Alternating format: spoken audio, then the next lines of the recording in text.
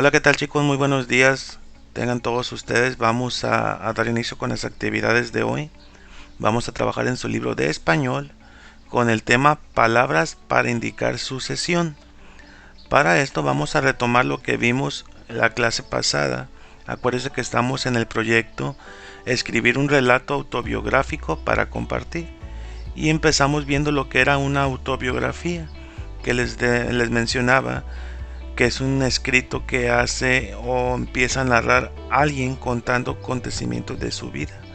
Cuando hablamos de autobiografía nos referimos a nuestro propio escrito. Quiere decir que una autobiografía es cuando yo mismo, mi persona, escribo acerca de mi vida, que es el proyecto que van a hacer ustedes. Van a escribir acerca de toda su vida que han vivido. Ok, como datos relevantes de la autobiografía es que se escriben en primera persona. Quiere decir que ante todo van a hablar en primera persona, que es el yo. Que no siempre tienen que poner yo jugué en el parque. Van a omitir ese yo y nada más van a poner jugué en el parque. ¿Por qué? Porque se entiende esa oración que es en primera persona y no tenemos que ser tan repetitivos anotando el yo. Igual habla hechos del pasado, por eso les mencioné en este ejemplo. Yo jugué en el parque. Yo es la primera persona y jugué nos habla del verbo en pasado. Entonces, siempre cuando ustedes vayan a ver temas de autobiografía, siempre se va a escribir en primera persona y siempre se va a hablar de hechos del pasado porque están contando cosas que ya sucedieron. Bien, el autor cuenta con sucesos importantes en orden. Fíjense bien, es muy importante esta parte que vamos a trabajar el día de hoy. Dice, cuenta sucesos importantes en orden según ocurrieron, como el lugar y fecha en que nació, aspectos relevantes de su historia y sus logros personales. Es muy importante que detectemos bien la parte del orden, porque debe de llevar un suceso, una secuencia en nuestra biografía, porque no vamos a empezar a contar o a escribir desde que nacimos y nos vamos a brincar hasta cuando ya tenemos 8 años y luego vamos a regresar hasta cuando teníamos 4. No, cuando nosotros vamos a escribir una autobiografía vamos a empezar desde el momento en que nacimos hasta el momento en el que estamos ahorita de nuestras vidas. No podemos ir dándole un paso gigante y luego regresar al otro. Por eso se llama sucesos importantes en un orden. Ok, entonces lo primero que se va a contar y luego seguimos con lo de un año, luego cuando tenemos 2, 3, 4, 5, hasta que lleguemos a la edad que tenemos ahorita, para que haya un orden en el momento en que ustedes realizan sus escritos. Bien, fíjense bien lo que vamos a trabajar el día de hoy. Antes de continuar, vayan anotando ahí en su cuaderno la información que les voy presentando a continuación, para que ya tengan un dato ahí más en su cuaderno y se les haga más fácil al momento de realizar las actividades. Nos dice, los textos autobiográficos se escriben en tiempo pretérito porque narran acontecimientos que ya sucedieron. La actividad pasada estuvimos viendo verbos en pretérito y copretérito que ya lo habíamos trabajado en otros proyectos. Acuérdense que el tiempo pretérito son verbos en pasado como tal. Como el verbo jugar es jugué. Y acuérdense que hay una diferencia entre pretérito y copretérito. El pretérito es un pasado terminado y el copretérito es un pasado pero no se sabe si ya terminó o no. Aparte que tiene como relevancia la terminación en aba o en ia. Por ejemplo, el verbo jugar en pretérito es jugué y en copretérito sería jugaba. ¿Se fijan en la diferencia?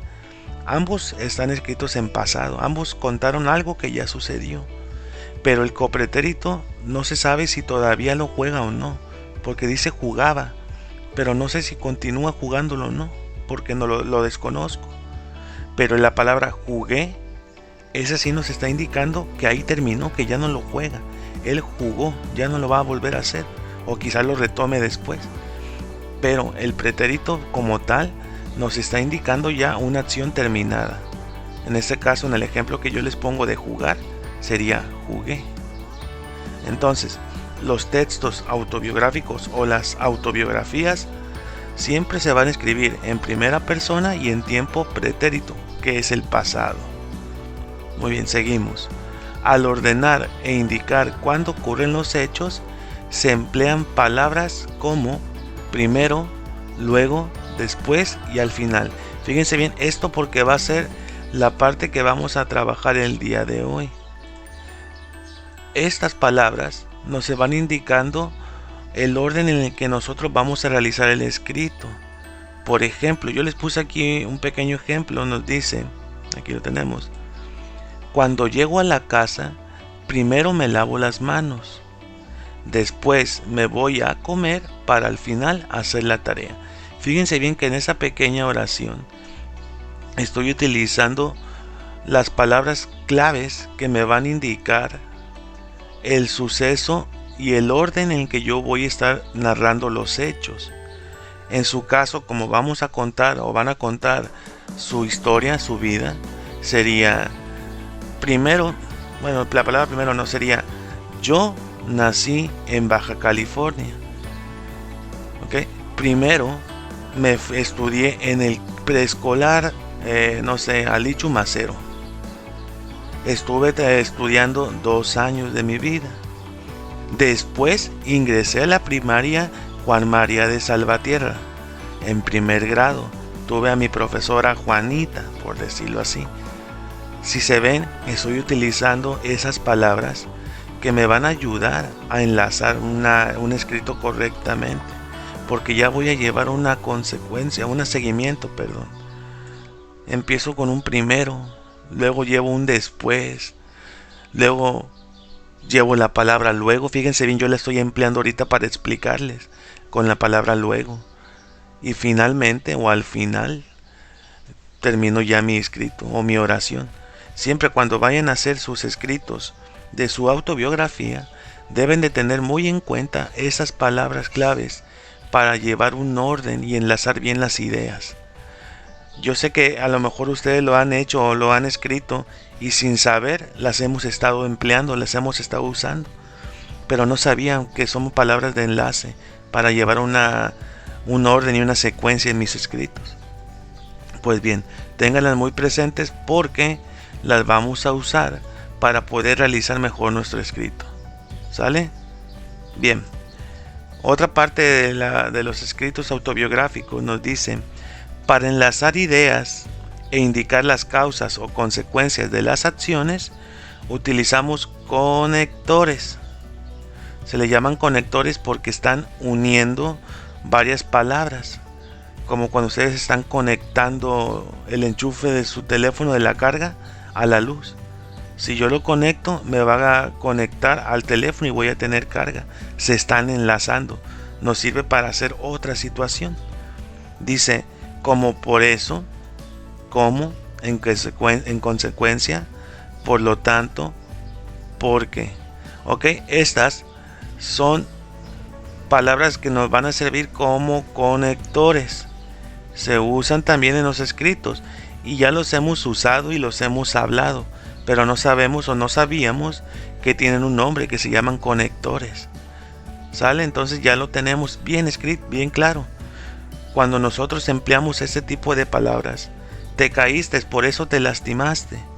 Sabemos que el por eso es un conector y nos está indicando una consecuencia, ¿verdad?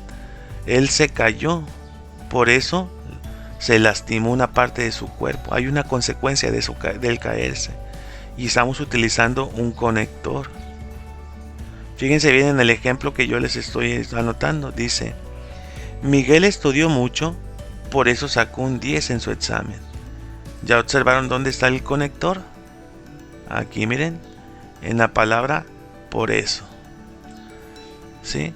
Y ustedes pueden utilizar o hacer oraciones en donde lleven esos conectores. ¿Sale, chicos?